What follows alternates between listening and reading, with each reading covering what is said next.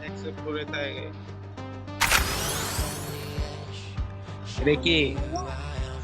আপনার নাম কি ভাইয়া?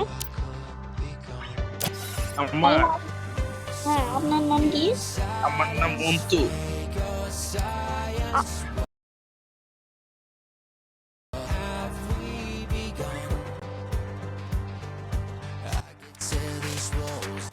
বয়স 23 বছর। ও তাহলে আমার সাইড ভাইয়া। হ্যাঁ, আমার বই আমার বয়স বড় ভাইয়া। কার? আমার হুম,